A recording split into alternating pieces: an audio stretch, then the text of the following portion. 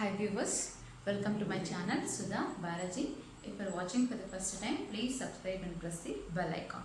So in the previous sessions, we have been discussed about the sex determination, chromosomal sex determinations, and now in this session we will discuss about genic balance or X chromosomes by autosomes balance theory of sex determination.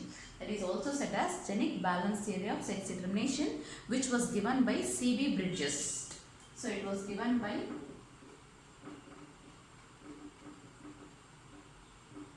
C.B. Bridges in Drosophila.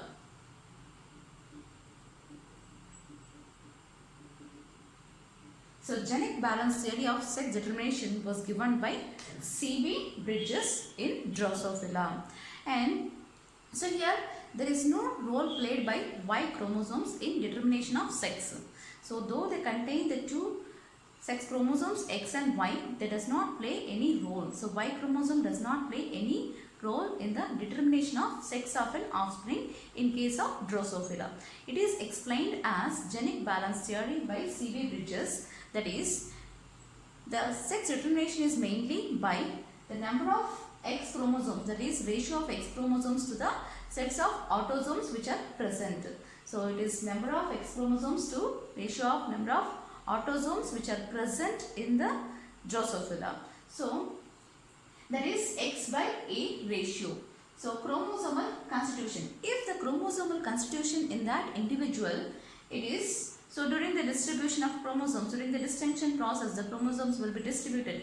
If the constitution is 2 autosomes plus 3 X chromosomes, it can be written by X by A. So X is X chromosomes by number of autosomes. So number of X chromosomes is 3 here. 3 by number of autosomes, that equal to 2. So the ratio what we get, that is 3 by 2, that equal to 1.5. It is more than 1.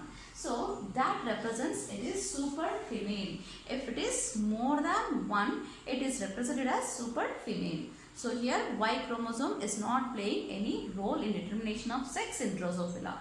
And next, if the constitution is 2 autosomes, 2 sets of autosomes plus XX, 2 X chromosomes, then it will be 2 by 2, X by A, 2 by 2, that equal to 1. So this can be a normal female. So this can be a normal female. And whereas triple, okay, 3 autosome sets and plus 2 X chromosomes and 1 Y chromosome. So this can be 2 X chromosomes and 3 autosomes. So this gives 0.67 and it is less than 1. So this can be intersex. 0.67, it is less than 1, it is intersex. And next, 2 sets of autosomes. So that is again plus XY condition. So this is only 1 X chromosome is present and 2 autosomes are present. This gives 0.50. So now this can be a normal male. So that is fertile male. So this is normal female and this will be normal male. So with XY condition and this is XX condition.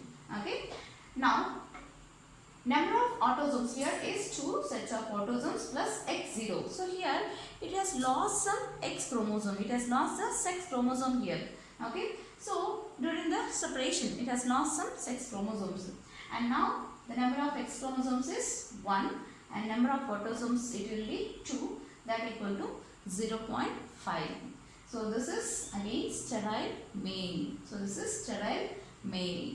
Next, and here this will be 3 autosomes plus XY. 3 autosomes is 3 and 1 X chromosome. So 1 by 3, that equal to 0.33. So this will be super male. So this can be represented as super male. So with the 3 autosomes plus 1 X chromosome and Y chromosome. So this is super male. And in this condition, it has lost some X chromosome or it lost some sex chromosome. 2 autosomes are present plus X0 condition. It lost some sex chromosome. And in some situations, it leads to gynandromorphism. That means it shows the sterile condition that has the characters of both male as well as female. That means half of the body is male and the other half of the body will be female. That condition we say it as gynandromorphism. So it is gynandromorphism. morphs. So that is half is a female body and the other half will be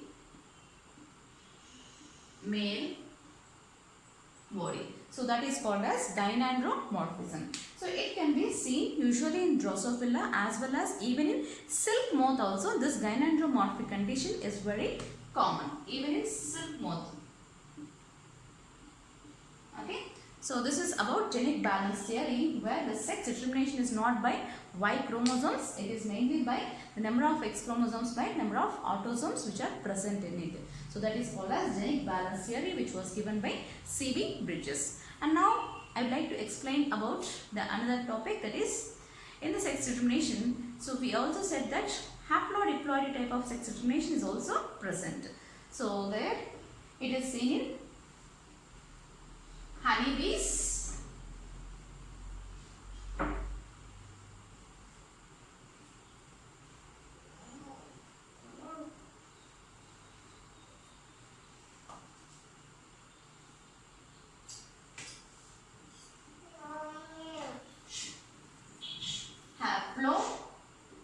haplodiploidy type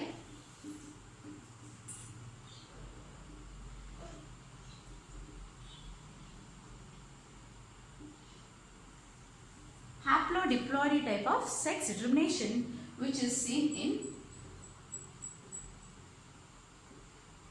honeybees. Okay, so here the females which are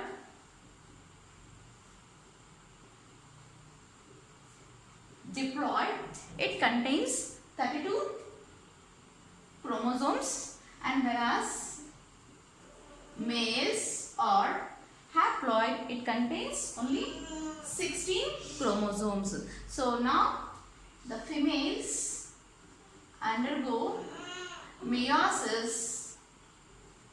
It produces the eggs with a haploid set of chromosomes. So with haploid set of chromosomes, and whereas males undergoes mitosis, and so as it is mitosis, it is equational division. So the males which are produced, male gametes which are produced, that is sperms, will have only haploid set of chromosomes. So haploid set gives rise to only haploid set. It is equational division, it is going on. And now one of the male undergoes fertilization with a female. Okay, so male undergoes fertilization with the female egg, that is, so sperm undergoes fertilization with the egg. So that leads to the formation of a diploid.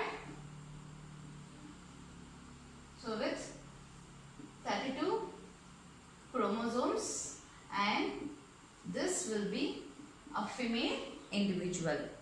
Okay, and now the other egg, it undergoes parthenogenesis. So one of the egg is undergoing fertilization to produce, one of the egg is undergoing fertilization with the male gamete to produce a female, whereas the other female egg, that is the other egg which is female gamete, which is undergoing parthenogenesis, that is development of young one without fertilization, that is called as parthenogenesis. It produces a drone, okay, which is a sterile male. It is a sterile male, and this will not be used for fertilization. And this process of production of male individual, which is again sterile, from the female gamete, so that is called as parthenogenesis, and this type of parthenogenesis is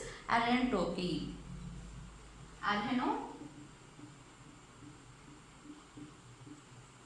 Okay, and now the female individuals which are formed by fertilization based upon the feed what they are getting, that is based upon the feed. If they are feeding on royal jelly, they develop into queens. If they are feeding on royal jelly, they develop into queens. So this will be a fertile. And if some of the females are feeding on bee bread, then it develops into worker bee. So based upon the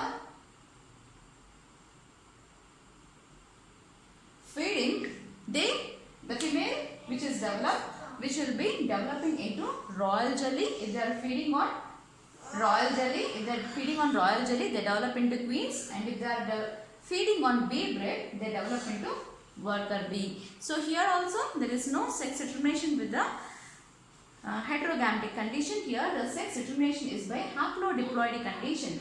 Females are always diploid, whereas males are always haploid. Females diploid with the 32 chromosomes, whereas males which are haploid with the 16 chromosomes. And now males by mitosis produces with the gametes which will be a haploid set of chromosomes, whereas females only undergoes meiosis, that is by reductional division it produces eggs. So one of the egg undergoes fertilization, the other undergoes parthenogenesis. Okay. And now this is called as haplodiploidy type of sex determination, which can be seen in honeybees. Okay. So this is about haplodiploidy type of sex determination, where the males will be always haploid, females will be always diploid. Thank you.